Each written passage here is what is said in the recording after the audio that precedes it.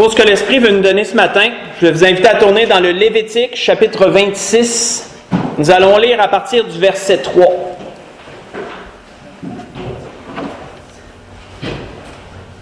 Dans le Lévitique, chapitre 26, nous allons débuter au verset 3.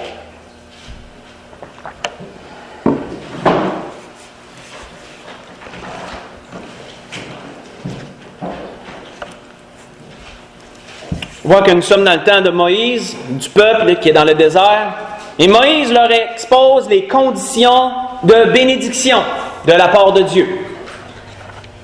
On voit qu'il nous est dit au verset 3, « Si vous suivez mes lois, si vous gardez mes commandements et mettez en pratique, et les mettez en pratique, je vous enverrai des pluies en leur saison, la terre donnera ses produits, et les arbres des champs donneront leurs fruits. À peine aurez-vous battu le blé que vous toucherez à la vendange, et la vendange atteindra les semailles. Vous mangerez votre pain à satiété. À satiété qui veut dire que vous en aurez tellement, vous serez comblés, vous serez remplis. Il va en avoir en abondance. C'est manger à satiété, c'est complètement. Tu manges, tu n'as plus faim, il n'y a plus de place. C'est ça, manger à satiété. Et vous habiterez en sécurité dans votre pays. Je mettrai la paix dans le pays et personne ne troublera votre sommeil. Je ferai disparaître les bêtes du pays les bêtes féroces, et l'épée ne passera point par votre pays. Nous allons arrêter là. Lorsque nous lisons ces choses et que nous nous mettons dans la pensée qu'ils ne sont pas encore rentrés dans la terre promise, ils n'ont pas encore vu de leurs yeux la terre promise, ils sont dans un désert. Là où rien ne pousse. Là où il ne peut pas y avoir de culture. Là où il ne peut pas y avoir de récolte, ni de vendange. Mais Dieu leur parle de la bénédiction à venir. Dieu leur parle de futur ici. Dieu leur dit, lorsque vous prendrez possession du pays, si vous commencez maintenant à mettre mes lois en pratique, ces choses que je vous promets vont arriver. Et qu'est-ce que Dieu leur promettait? Dieu ne leur promettait pas seulement la prospérité alimentaire, qu'autrement dit, vous aurez en abondance de la nourriture, il ne vous en manquera pas. Dieu ne leur promettait pas simplement la prospérité matérielle. Vous aurez des biens en abondance, des maisons, des champs, etc. Dieu ne leur promettait pas seulement la sécurité financière, la prospérité financière. Dieu ne leur promettait pas seulement la victoire sur leurs ennemis, que l'épée ne les toucherait pas, qu'ils seraient en paix. Dieu leur promettait, frères et sœurs, la base même qui permet toutes les autres choses, Dieu leur promettait la sécurité. C'est ce qu'il nous est dit au verset 5 à la fin. Au verset 6. Au verset 5 à la fin, je crois, oui, et vous habiterez en sécurité dans votre pays. L'Esprit veut nous parler ce matin de la sécurité. Et je pense que quand on pense aux événements qu'il y a dans le monde présentement, c'est le sujet qui revient le plus. Dans tous les médias. Regardez la télé, puis non, comptez le nombre de fois en une heure que le mot sécurité va être dit quand vous regardez les nouvelles, vous allez voir que c'est un sujet qui est très d'actualité. Dieu leur promettait la sécurité. Avant toutes les autres choses. Par-dessus toutes les autres choses qui leur étaient promises. La sécurité, d'un premier point de vue, selon le dictionnaire, situation dans laquelle il n'y a aucun danger. Aucun risque n'est à redouter. Tu crains rien. Tout est à sa place. Aucun danger. On appelle ça la sécurité. On voit que Dieu leur avait dit précédemment dans un autre endroit, parlant toujours de ces choses, il avait dit, mettez mes lois en pratique, observez mes ordonnances et mettez-les en pratique, et vous habiterez en sécurité dans le pays. Le pays donnera ses fruits, vous mangerez à satiété, et vous y habiterez en sécurité. Lévitique 25, verset 18. Un peu répéter ce qu'on vient de lire. Dieu avait répété les mêmes promesses. Avons-nous déjà pensé, frères et sœurs, nous sommes-nous déjà arrêtés à quel point la sécurité est omniprésente dans le monde dans lequel on vit? Est-ce qu'on s'est déjà arrêté à ça? Je vais vous en nommer ce matin. Quand l'Esprit me donnait ce sujet-là, puis je méditais là-dessus, il me semble que ça n'arrêtait pas de tout bord, de tout côté. On a des douanes pour traverser les frontières. Pourquoi? Par mesure de sécurité. Avez-vous voyagé dernièrement? Vous allez dans un aéroport, prendre l'avion? Vous allez voir que ce qui est le plus présent, c'est la sécurité. Détecteurs de métal, ils ont même rendu à certains endroits à cette heure que tu embarques dans une genre de, comment je pourrais dire, de navette, puis ils te voient entièrement, là, ils voient quasiment ton squelette, là, pour voir si tu ne caches pas quelque chose, par mesure de sécurité. Dans tous les achats qu'on fait, on veut toujours avoir la sécurité. Est-ce que ça va fonctionner? Est-ce que ça va être durable? On prend même des garanties prolongées dans le but de se sécuriser. Pourquoi prenons-nous des assurances? Pourquoi prenons-nous une assurance vie? Pourquoi prenons-nous une assurance maladie? Par mesure de sécurité. On ne veut pas avoir rien à craindre. Une autre définition du mot sécurité qui dit se sentir rassuré. Puis je pense que c'est bien la raison pour laquelle nous faisons toutes ces choses. On veut se sentir rassuré, on ne veut pas avoir rien à craindre. Pourquoi y a-t-il des normes de sécurité au travail, la CSST qu'on appelle? Pour que les travailleurs n'aient rien à craindre. La sécurité aussi est là. Lorsque nous choisissons un endroit où habiter, on va regarder dans quel quartier on va habiter. Est-ce que le quartier est sécuritaire? Est-ce que c'est un quartier qui est troublant? Est-ce qu'il y a des troubles dans ce quartier-là? Si on entendrait parler qu'un endroit, il y a beaucoup de vols, beaucoup de ci, beaucoup de ça, je pense pas qu'on irait habiter là. On veut avoir la sécurité. Pourquoi prenons-nous des antivirus pour nos ordinateurs? Des pare-feux, des ci, des ça. Sécurité informatique. Les finances. Pourquoi prenons-nous des placements sécurisés si on va dans les finances, pour ceux qui n'aiment pas le risque? Par mesure de sécurité. La sécurité, frères et sœurs, elle est omniprésente. Parce qu'elle est un besoin de base de l'être humain. Nous avons besoin, pour notre développement, notre bon fonctionnement psychologique surtout, et physique, parce que ça se répercute, d'être en sécurité, de ressentir du moins la sécurité. Nous sommes-nous déjà arrêtés sur tout ce qu'on est prêt à faire pour avoir la sécurité, à tous les points de vue? On est prêt à payer plus, sortir de nos poches pour avoir la sécurité, hein? Garantie prolongée sur un appareil que tu veux pas qu'il pète le lendemain puis tu veux être protégé, pas de problème. M'a payé, m'a avoir la sécurité. M'a me sentir que j'ai aucun risque. On est prêt à payer plus pour la sécurité.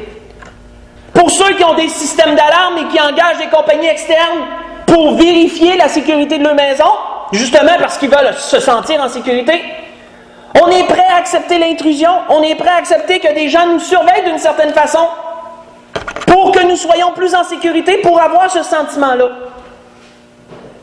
On est même prêt à accepter que notre liberté soit restreinte par mesure de sécurité.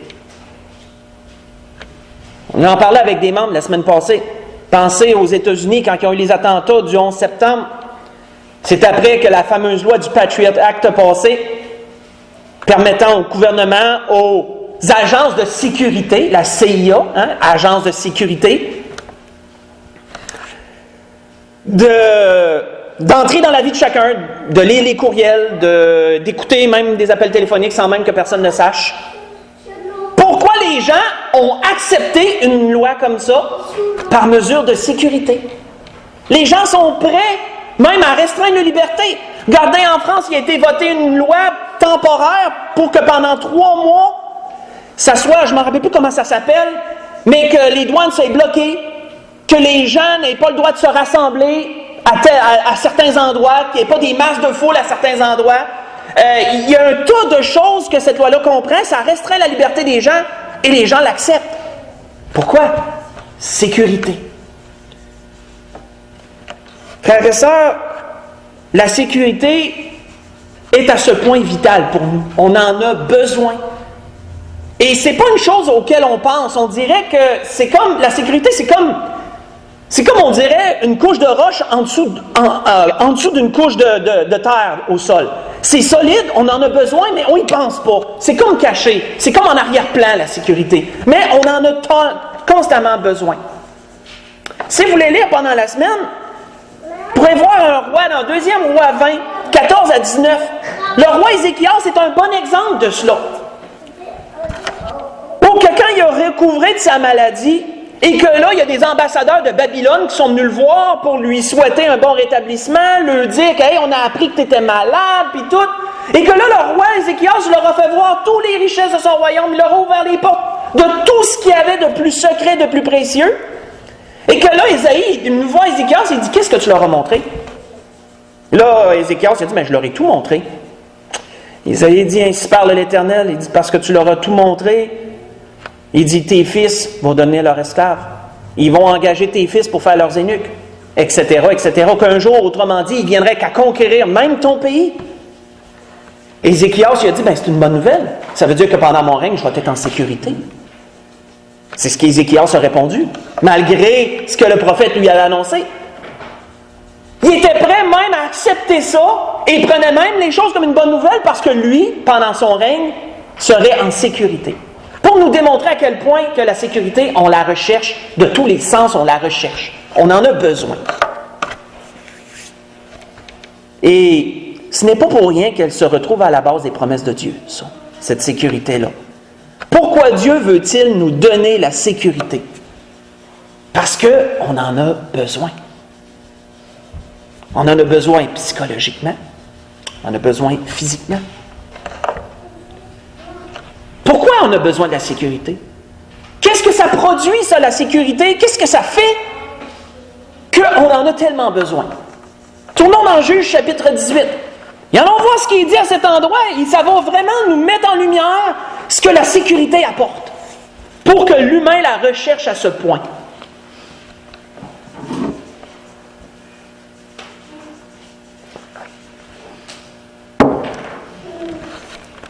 Je vous dirais que la sécurité, c'est un peu comme bien d'autres choses. Quand on l'a pu, on se rend compte à quel point on l'aimait. Si vous pourriez parler à des gens en Ukraine qui vivent la guerre depuis des mois et presque des années, si vous pouvez parler à des gens en Syrie qui fuient cette guerre-là puis qui veulent justement s'en venir dans un pays sécuritaire, ils vous diraient, eux, à quel point que la sécurité, ils en ont besoin. Nous, on est tellement habitués d'être en sécurité qu'on dirait qu'on ne voit plus le besoin. Mais quand il n'est plus là, tu te rends compte que tu en avais vraiment besoin. Dans Juge, chapitre 18, juste pour vous mettre dans le contexte, parce que là, on va lire une situation et on va voir comment c'est dévoilé. Qu'est-ce que ça apporte, la sécurité? Dans les Juges, on sait que c'est un temps de trouble, c'est un temps difficile. Il y a une tribu qui n'avait pas encore eu de possession. Vous savez que Josué, avec le peuple, ils ont vraiment conquéri une grande partie de la terre promise. Les divisions se sont faites de territoire. Mais la tribu de Dan n'avait pas encore eu cette division-là de territoire, n'avait pas encore eu sa portion. Et là, elle recherchait un endroit pour avoir sa portion de territoire à elle. Et voyons ce qui nous est dit. À partir du verset 7, il nous est dit ceci. Ils ont envoyé 5 personnes pour explorer un pays. Il est arrivé, la tribu de Dan est arrivée à une certaine portion du pays, puis là, ils ont envoyé 5 personnes pour l'explorer, pour voir si ça serait un bon endroit pour s'établir. Et voici ce qui est dit. Les 5 personnes partirent, et ils arrivèrent à Laïs. Ils virent le peuple qui y était, vivant en sécurité, à la manière des Sidoniens. Et notons ce qui est dit. Tranquille et sans inquiétude. il n'y avait dans le pays personne qui leur fasse le moindre outrage en dominant sur eux. Ils étaient éloignés des Sidoniens et ils n'avaient pas de liaison avec d'autres hommes. Arrêtons là. Qu'est-ce que la sécurité apportait à ces gens? La tranquillité et de ne pas être inquiet. Autrement dit, la quiétude, qui est le contraire de l'inquiétude. Ça leur apporterait la quiétude. La sécurité, frères et sœurs, va produire la tranquillité, va produire l'absence d'inquiétude. Et cette absence d'inquiétude se traduit par un mot qu'on aime beaucoup, la paix. L'absence d'inquiétude, c'est la paix. On voit que l'apôtre Paul l'avait bien exprimé pour nous, ça, en tant qu'enfants de Dieu. Ce fait-là, que de ne pas être inquiet, c'est d'avoir la paix. Et voici ce qu'il avait dit. Ne vous inquiétez de rien, mais en toute chose, faites connaître vos besoins à Dieu, par des prières, des supplications, avec des actions de grâce, parce que les œuvres doivent toujours être là, avec des actions de grâce, et la paix de Dieu, qui surpasse toute intelligence, gardera vos cœurs et vos pensées en Jésus-Christ. Vous voyez ça dans Philippiens 4, verset 6 et le verset 7. L'absence d'inquiétude, c'est la paix. Est-ce que l'être humain en a besoin, frères et sœurs, de tranquillité? Est-ce que l'être humain a besoin de paix dans sa vie? Je pense que vous conviendrez que ce sont des besoins de base. Que si ça c'est là, le restant a la chance de fleurir, comme penser une terre qui est fertile. Le restant a la chance de pousser, de produire. Par la tranquillité, la joie a la chance d'émerger. Le bonheur. Le courage. Et on pourrait penser à plein d'autres choses. Mais quel est le sol de cela? La tranquillité, la paix. Et quel est le sol de la tranquillité et la paix? La sécurité, qui est en dessous de tout cela. On voit que la sécurité produit d'autres choses aussi, en plus de la paix, en plus de la tranquillité. Job disait, en parlant de Dieu, il disait, il leur donne la sécurité et la confiance.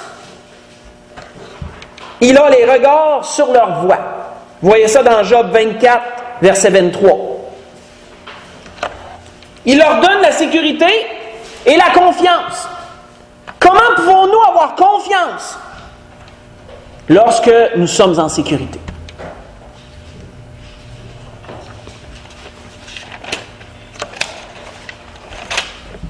David, avant qu'on enchaîne, disait aussi dans un psaume,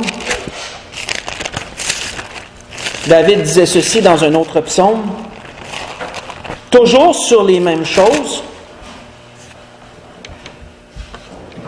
Il a dit, « J'ai constamment l'Éternel sous mes yeux. Quand il est à ma droite, je ne chancelle pas. Aussi mon cœur est dans la joie. Mon esprit dans l'allégresse, qui veut dire une joie débordante. C'est plus que de la joie. L'allégresse, ça se manifeste. Et mon corps repose en sécurité. » Vous voyez ça dans Psaume 16, verset 8 et le verset 9. Lorsqu'il y a la sécurité morale, psychologique, lorsqu'il y a la sécurité physique, un tas de bienfaits s'ensuivent. Et c'est pour ça, frères et sœurs, qu'on en a tant besoin. Les enfants vont grandir sainement dans leur morale, dans leur psychologique, s'ils sont dans un foyer qui est sécuritaire. S'ils ont cette sécurité. Les habitants d'un pays, comme les Canadiens ou autres, vont vaguer à leur occupation journalière. Le pays sera prospère et les gens heureux s'il est en sécurité. Là où il y a la sécurité, La croissance est possible dans tous les sens. Mais quand il n'y a pas de sécurité, c'est le trouble, c'est l'angoisse chez les gens, c'est l'anarchie, etc., etc. Pensez aux pays en guerre. Et je suis certain que vous allez percevoir que la tranquillité, la paix, ces choses-là ne sont pas présentes. Et ça, c'est psychologiquement très dommageable pour ceux qui vivent ça. Et spécialement pour les enfants qui n'ont pas la maturité de gérer ces choses-là. On voit que Ésaïe disait dans un de ses écrits, « C'est dans la tranquillité et le repos que sera votre salut, dit l'Éternel. C'est dans la tranquillité et le repos que sera votre salut. C'est dans le calme et la confiance que sera votre force. » Ésaïe chapitre 30, verset 15, un verset à surligner, ça. Qu'est-ce que la sécurité apporte? Tranquillité, repos, calme, confiance. Tout à la base, la sécurité. Et inversement, frères et sœurs, si vous voulez lire pendant la semaine, prévoir que l'insécurité apporte aussi son lot. Le contraire apporte son lot, mais c'est pas bon. Si vous voulez lire 2 Chroniques 15, verset 1 au verset 7. 2 Chroniques, chapitre 15, verset 1 au verset 7, vous aurez un exemple de qu'est-ce que l'insécurité apportait. Angoisse, trouble, grand trouble qui est dit, etc., etc. Mais maintenant, frères et sœurs, on a vu quoi jusqu'à présent? On a vu qu'à la base des promesses de Dieu, au-delà de toute prospérité, peu importe dans quelle sphère, la sécurité. On a vu à la base, Dieu promettait la sécurité à son peuple. On a vu pourquoi on a tant de besoins. C'est partout la sécurité. C'est omniprésent dans à peu près tout ce qu'on touche, on veut la sécurité. Et on a vu à quel point qu'on est prêt à endurer des choses, à payer, etc. pour avoir cette sécurité-là. On a vu ce que la sécurité produit. Tranquillité, calme, paix, repos, etc., etc. Maintenant, où est-ce que nous puisons cette sécurité-là? Tournons dans Ésaïe chapitre 30. Dans Ésaïe chapitre 30, quelle est la source de notre sécurité, frères et sœurs? Et si vous vous souvenez du message que l'Esprit nous avait donné sur la source, vous vous souviendrez que quand on parle de source, on parle de ce qui est à la base. On parle du point de départ de quelque chose. C'est ça la source, le point de départ d'un cours d'eau. Si on parle d'aller à la source quand on entend des choses, c'est d'aller à la personne qui a dit la première fois la chose en question, c'est d'aller à la base. La source. Quelle est la source de notre sécurité? On peut s'interroger là-dessus. Nous verrons comment le peuple réagit à ce temps-là et nous verrons où est-ce qu'ils ont été chercher leur sécurité. Quelle était la source de leur sécurité? Et qu'est-ce que Dieu en a dit? Dans Ésaïe chapitre 30, pour vous mettre dans le contexte, nous sommes au temps justement d'Ézéchias. On est au temps où le roi d'Assyrie veut conquérir une partie du territoire d'Israël et où il se rend même jusqu'à la porte de Jérusalem. Mais il a conquéri quand même une certaine portion de territoire d'Israël, le roi d'Assyrie. On ne parle pas de Babylone, là. Ça, c'est un petit peu plus tard. Et là, le peuple réagit d'une certaine façon. Pas ceux qui étaient à Jérusalem avec le roi, mais d'autres Juifs de d'autres territoires réagissent d'une certaine façon. Voici ce que l'Éternel en dit. Il dit « Malheur », Isaïe chapitre 30, verset 1, « Malheur, dit l'Éternel aux enfants rebelles, qui prennent des résolutions, qui veut dire des décisions, sans moi, et qui font des alliances sans ma volonté, pour accumuler péché sur péché, qui descendent en Égypte sans me consulter, pour se réfugier sous la protection de Pharaon et chercher un abri sous l'ombre de l'Égypte. Qu'est-ce qu'ils faisaient? Le peuple voyait la guerre s'en venir. Qu'est-ce qu'ils ont décidé de faire? Ils ont décidé de contacter le roi d'Égypte. Ils ont décidé d'aller chercher leur sécurité là, pour justement ne pas ressentir aucun danger, pour justement ce besoin qu'on a. Ils ont décidé d'aller chercher en Égypte la sécurité. Et là, Dieu condamne cela. Il dit, la protection de Pharaon sera pour vous une honte, et l'abri sous l'ombre de l'Égypte, une ignominie, qui veut dire une grande honte. Déjà ses princes sont à Tsoan, et ses envoyés ont atteint Anès. Tous seront confus au sujet d'un peuple qui ne leur sera point utile, ni pour les secourir, ni pour les aider, mais qui fera leur honte et leur opprobre. Sentence des bêtes du Midi à travers une contrée de détresse et d'angoisse. Hein, là, il n'y a pas de sécurité. Là. De détresse et d'angoisse, d'où viennent la lionne et le lion, la vipère et le dragon volant. Ils portent à dos d'âne leur richesse et sur la bosse des chameaux leur trésor, parce qu'il a fallu qu'ils apportent. Le roi d'Égypte ne fera pas ça pour rien. Le pharaon ne donnera pas la sécurité gratuite. Là. Il a fallu qu'ils payent, hein, qu'ils donnent les trésors à Pharaon pour garantir leur sécurité. Et voici ce qui est dit à la fin. Et sur la bosse des chameaux leur trésor, à un peuple qui ne leur sera point utile. Et verset 7. Car le secours de l'Égypte n'est que vanité et néant. Et comment l'Éternel considère cela? C'est pourquoi j'appelle cela du bruit qui n'aboutit à rien, dit l'Éternel. Du bruit qui n'aboutit à rien. Des efforts qui sont faits en vain, qui servent à rien. Quelle est la source de notre sécurité, frères et sœurs? C'est pas mal de rechercher la sécurité dans les choses de ce monde. Faisons attention, on doit compartimenter toutes choses. C'est pas mal de prendre des assurances vie. C'est pas mal de prendre une assurance maladie. C'est pas mal de prendre une garantie prolongée pour un produit. Mais si nous mettons la source de notre sécurité dans les choses de ce monde, on va être bien déçus. Parce que tout ce qui est dans ce monde finit par faillir. Tout. Peu importe la sécurité que les hommes vont vous amener, elle finira par faillir. Elle ne pourra jamais être parfaite. Donc, je redemande, quelle est la source de notre sécurité?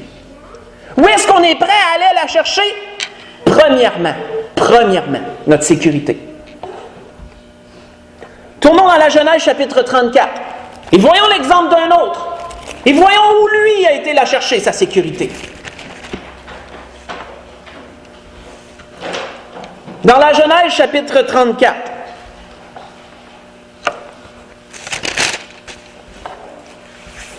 Encore là, je dois vous mettre dans le contexte, parce que c'est une histoire encore. Il y a une histoire, puis nous, on entre dans une portion. On commence dans une portion de l'histoire. Jacob et ses fils, il n'y en avait pas encore, ils n'étaient pas tous nés encore, habitent dans le pays de Canaan. Ils habitent dans une certaine portion du territoire. Jacob est revenu. Je ne sais pas encore si dans cette portion-là, il a-t-il rencontré Isaïe encore, je ne suis pas sûr. Il me semble que oui, mais je laisse ça en suspens, pour ne pas me tromper. Mais là, Jacob habite parmi les païens, parmi des gens sidoniens, etc. Et là, il y a un homme, il y a un fils de roi qui enlève une des filles de Jacob et qui couche avec, puis qu'après ça, il la demande pour femme. Il n'a pas fait les choses dans le bon ordre, ce jeune-là. Il l'aimait tellement, il a couché avec, il l'a forcé, il l'a enlevé, il a couché avec, mais après ça, il a dit « je voudrais l'avoir en mariage ». Jacob, ça l'a dérangé, mais ses fils, ça les a encore plus dérangés. Spécialement Siméon et Lévi. Eux autres, ça les a grandement dérangés. Parce que Jacob était prêt, lui, à plier pour une alliance, mais eux autres, ils ont dit « notre sœur, c'est pas une prostituée ». Mais eux autres, ils ont eu une idée. Ils ont dit « ok, vous voulez avoir notre sœur pour femme, c'est correct, faites-vous toutes circoncire. » Parce que nous autres, on n'acceptera pas de donner notre sœur à un peuple qui n'est pas circoncis, qui n'est pas comme nous. Fait que là, le roi, il a embarqué avec son fils, puis tous les sujets, faites-vous tous circoncire. Puis pendant qu'il était dans la douleur, parce que se faire circoncire à l'âge adulte, ça a l'air que ça fait terriblement mal, à ce qu'on me dit, je ne voudrais pas le vivre pour le savoir. Et pendant ce temps-là, Siméon et Lévi sont arrivés, puis ils ont tout tué le monde. Ils sont arrivés avec leurs épées, avec je ne sais pas si c'était seul ou avec un groupe, mais ils ont tout tué le monde. Pour venger l'honneur de leur sœur. Et là, ça mettait Jacob terriblement dans l'embarras, vis-à-vis tous les autres peuples qui étaient alentour. Par peur de représailles, etc. Mais là, on voit, à partir du verset 30, c'est là qu'on lit. Après que ses fils, ses fils Lévi et Siméon, ils ont fait cela, il dit, alors Jacob dit à Siméon et à Lévi, vous me troublez en me rendant odieux aux habitants du pays, aux Cananéens et aux Phérésiens. Je n'ai qu'un petit nombre d'hommes, et ils se rassembleront contre moi, ils me frapperont, et je serai détruit, moi et ma maison. » On était en sécurité, qu'est-ce que vous avez fait là? On était en paix avec les autres, ça allait bien. Pourquoi avez-vous fait ça? Je ne dis pas que c'était mal, qu'est-ce qu'ils ont fait à ce temps-là. Parce que Dieu ne l'a pas réprimandé, ce qu'ils ont fait. Bon, je laisse ça en suspens. Mais Jacob était en paix, il était en sécurité, mais là, fini la sécurité, là. Fini la paix, là. Après, qu'est-ce qu'eux avaient fait? Il avait vraiment semé le trouble, là. On voit qu'il dit au verset 31, ils répondirent, traitera-t-on notre sœur comme une prostituée? Hein, eux, ça a été leur sentiment. Pourquoi ils ont fait ça? Ça se fait pas, on n'accepte pas ça. Mais là, qu'est-ce qu'il dit par après? Parce que Dieu a vu l'état de Jacob. Dieu a vu l'angoisse dans son cœur. Dieu a vu à quel point cette situation-là leur virait sans dessus-dessous. Et qu'est-ce que Dieu lui a dit?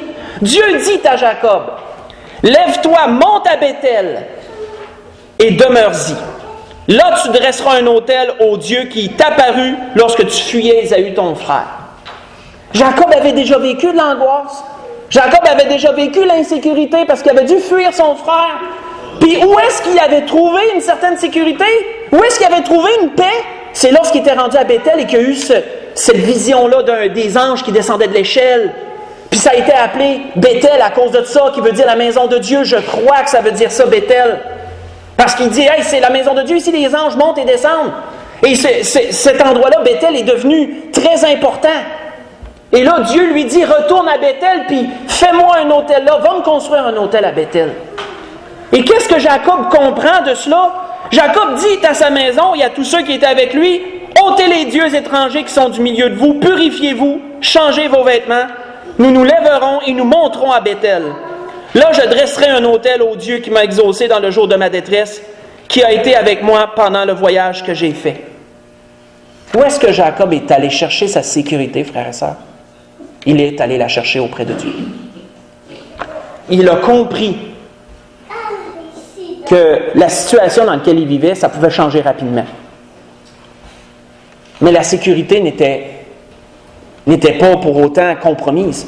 La vraie sécurité, la source de notre sécurité, doit se trouver auprès de Dieu, premièrement, et non auprès des choses des hommes. Ça doit être là, premièrement, qu'on va la chercher, cette sécurité. Et Jacob a compris ça. Quand Dieu y est apparu, qu'il dit « Va-t'en à Béthel », Jacob a compris, si je vais à Béthel, c'est sûr que je vais être en sécurité. Parce que Dieu va me protéger. Et là, il a dit à toute sa maison, on s'en va à Béthel, puis on va faire un autel. Là, on va aller adorer Dieu. On va aller puiser la sécurité là où elle est vraiment. Premièrement. Et c'est ce qu'il a fait. David a dit dans un psaume quelque chose de merveilleux. Personnellement, quand j'ai du trouble, je le récite. Et je suis certain que vous êtes tombés dessus, vous aussi. David a dit un jour, il dit « Je me couche et je m'endors en paix. Car toi seul, ô Éternel, tu me donnes la sécurité dans ma demeure. » Dans le psaume chapitre 4, verset 9. « Je me couche et je m'endors en paix, parce que toi seul me donnes la sécurité et la paix dans ma demeure. » Pas le système d'alarme, pas l'assurance vie ou l'assurance maladie. Dieu me donne la sécurité dans ma demeure. Où est la source de votre sécurité, frères et sœurs? Où est-elle? Est-elle dans les choses de ce monde? Est-elle dans votre automobile? Est-elle dans votre maison? Est-elle dans votre travail? Ou est-elle en Dieu, premièrement? Si elle est en Dieu, la source, et notez le mot source, hein. Si elle est en Dieu, votre source, il est pas mal d'aller chercher de la sécurité ailleurs. Là. C'est même normal, c'est même conseillé. Parce que les choses de ce monde faillissent. Hein? Un auto, ça brise. Une assurance automobile, c'est important. On peut avoir un accident, peu importe. Mais la source de notre sécurité doit être en Dieu. C'est lui qui peut nous garantir en toutes choses. Premièrement. Par-dessus tout. On voit que Dieu a toujours su, frères et sœurs, être capable de mettre la sécurité là où il n'y en avait pas. Parce que Dieu a ce pouvoir-là. Lorsque les choses de ce monde vont faillir, la sécurité qui est en Dieu ne faillit pas, elle. Lorsque les choses s'écroulent, Dieu ne s'écroule pas, lui. Dans tous les âges, Dieu a toujours été capable de mettre la sécurité. et tout son lot de bienfaits, tranquillité, paix, etc. Si vous voulez lire pendant la semaine, je vous donne 3 exemples à aller étudier. Dans 1 Samuel 12, 1 Samuel 12, verset 6 au verset 11. Vous allez voir que c'est pour ça que Dieu suscitait des juges, hein? Lorsque le peuple d'Israël était dominé par l'ennemi, c'était l'angoisse, c'était le trouble. Et lorsque Dieu suscitait un juge et que le juge les délivrait, c'était la sécurité jusqu'à temps que le juge meure. Tant dans toute la vie du juge, c'était la sécurité. C'est ce qui nous est dit dans cet endroit. Dieu apportait la sécurité quand il y avait du trouble. Dieu peut faire ça, parce que sa sécurité à lui, elle est véritable, solide. 2 Samuel 23, versets 1 à 5. Vous allez voir que David loue l'alliance que Dieu a faite avec lui de sécurité. Une alliance de paix et de sécurité, comme disait David. 2 Samuel 23, 1 à 5. Et le dernier que je vous donne comme exemple, 1er Roi 4, 20 à 25, le règne de Salomon, qui a été vraiment une image du règne à venir de notre Seigneur, un règne de paix, entièrement, un règne de paix et de sécurité. C'est ce qui nous est dit. Et c'était l'alliance que Dieu avait faite avec David. Hein? Ton fils Salomon, s'il reste dans mes voies, il ne connaîtra pas la guerre. Ça va être la paix et la sécurité dans tout le temps de son règne. Où est-ce que la guerre est venue dans le temps de Salomon? C'est à la fin de sa vie parce qu'il a abandonné Dieu pour les idoles. C'est là que la guerre a commencé. La guerre commençait à la fin de sa vie. Mais sinon, ça a toujours été la paix et la sécurité. Un air de prospérité comme il n'y en avait jamais connu. Salomon, ça a été comme le pic de la montagne là, avant que ça redescende après. Là. Et ça nous représente, c'est un peu une image du règne à venir de notre Seigneur lorsqu'il régnera ici-bas. Ce sera sécurité pour la terre entière et pour ses enfants, pour tous les habitants qui seront là à ce temps-là. Ça sera la sécurité totale. La tranquillité pour les bêtes, les animaux, etc. Tout le monde sera en paix et en tranquillité, sécurité. Mais pour conclure, ce que l'Esprit a voulu nous donner ce matin là-dessus, tournons dans Jérémie chapitre 33. Parce que justement, j'ai touché à la conclusion. Que Dieu a su apporter la sécurité là où il y avait le trouble durant toute l'histoire de son peuple.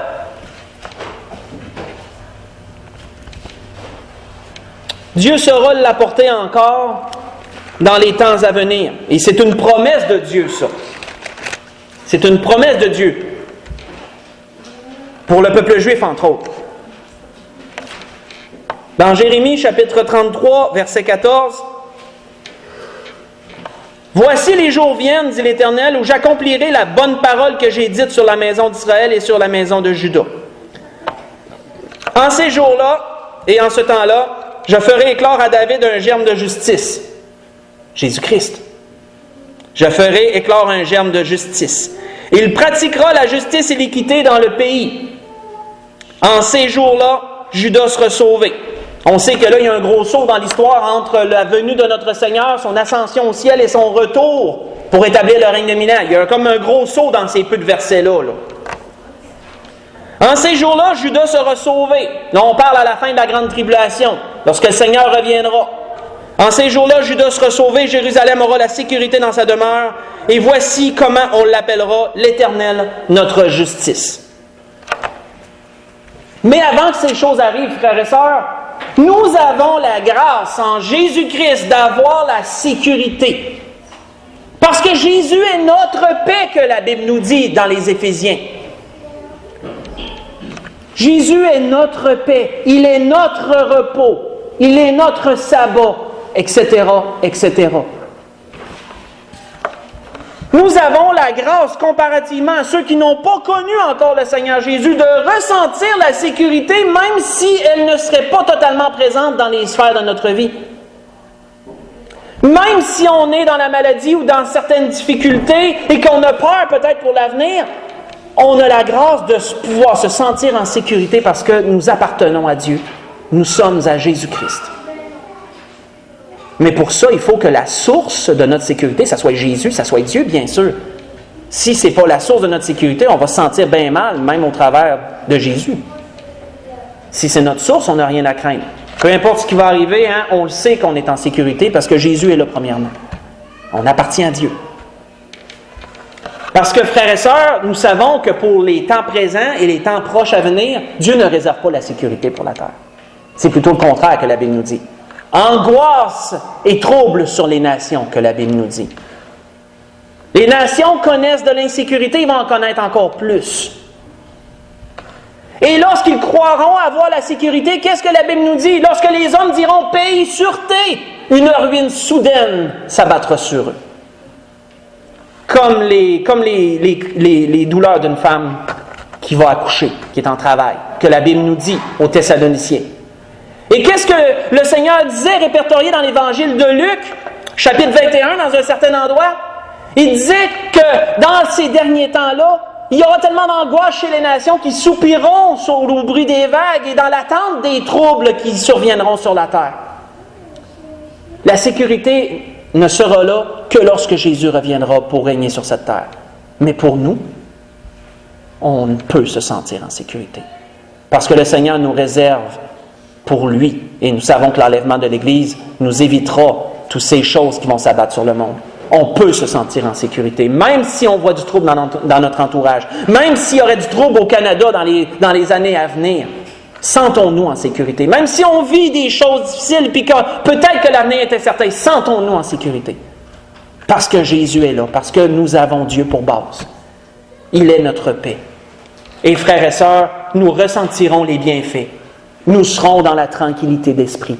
Nous serons dans le calme devant la tempête. Nous pourrons ressentir du repos. Et nous pourrons être joyeux, malgré les troubles de ce monde.